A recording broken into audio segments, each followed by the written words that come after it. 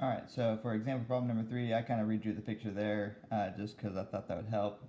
So in this problem, they're asking us for the probability that if we just randomly selected one of the people or no, one of the events out of this case here, that it would be in B given that we already know that it's in C. So basically, we know it's in C, and then what's the probability that it's in B as well, knowing that it's in C here. So really, we're looking for the probability of it being in this space, given that we know it's in C.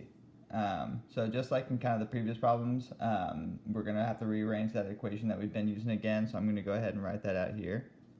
So we have the probability of B given C is equal to the probability of B and C divided by the probability of C. So that's how we're going to do it on this one. And so really the things we need to find, sorry, a little messy there. So really the things we need to find here is the probability of it being in B and C and the probability of it being in C. If you go back and look at all the stuff that's listed out in the problem, which I know it's a lot, they give us the probability of B and C. They tell us that that's 10%, but they don't strictly give us what the probability of being in C is, so we kind of need to figure that out.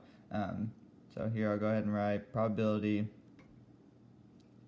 of B and C is equal to 10%. So we know that part, and so now we just need to find this, like I said.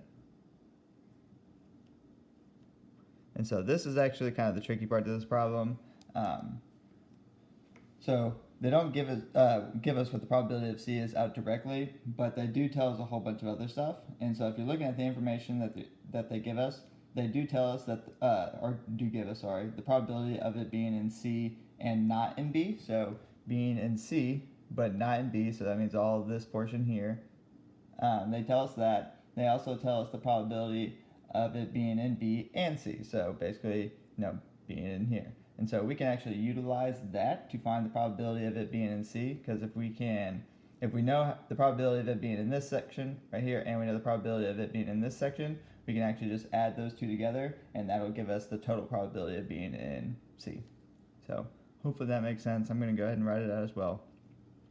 So this is going to be the probability of being in C and not in B, which they give us, plus the probability of being in B and C.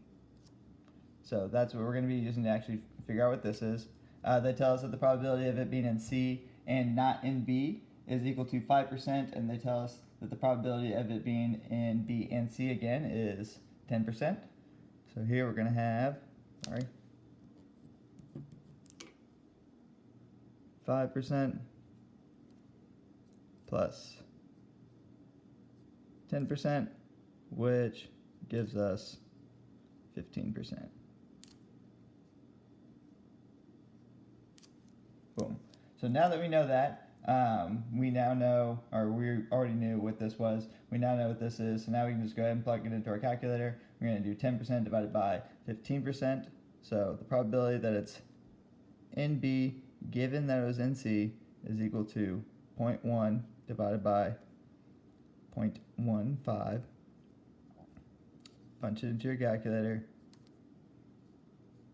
and you should get 66.6%. 2/3.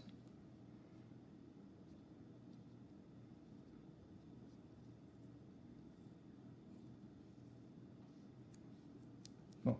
So there is example problem number 3. And then example problem number 4 is the one with the chart with the candidates that are listing them as Democrat, Republican, or Independent, whether they're returning or running for their first term. And so in this problem, they're asking us for the probability of a Democrat given that they are returning.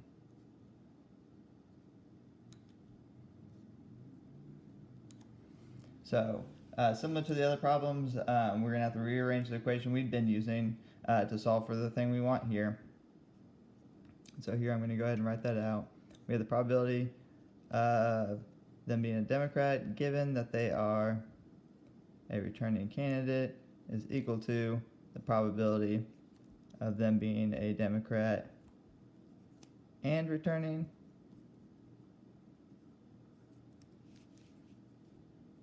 divided by, sorry, not a very straight line there, divided by the probability that they are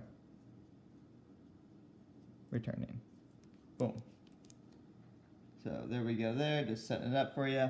And so now we need to go look at our chart and determine what probabilities we can find. Really the two we're looking for are going to be these two in particular.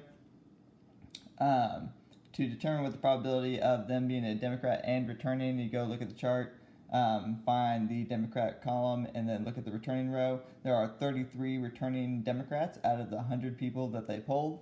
And so probability that they are a Democrat and returning is equal to 33 out of 100. And the probability of you being, not Democrat, sorry, probability of you returning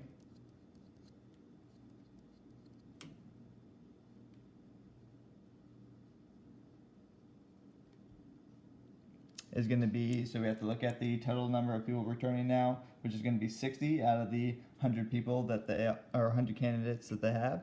So we have 60 returning out of the 100 total.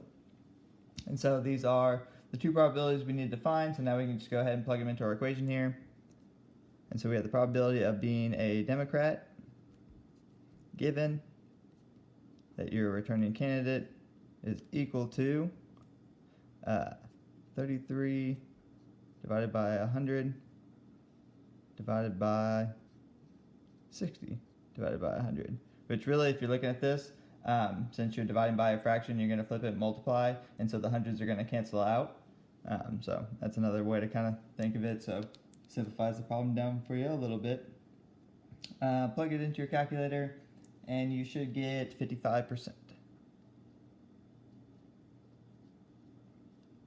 Boom. There you go. So there's our fourth example. Hopefully these help. And that's it.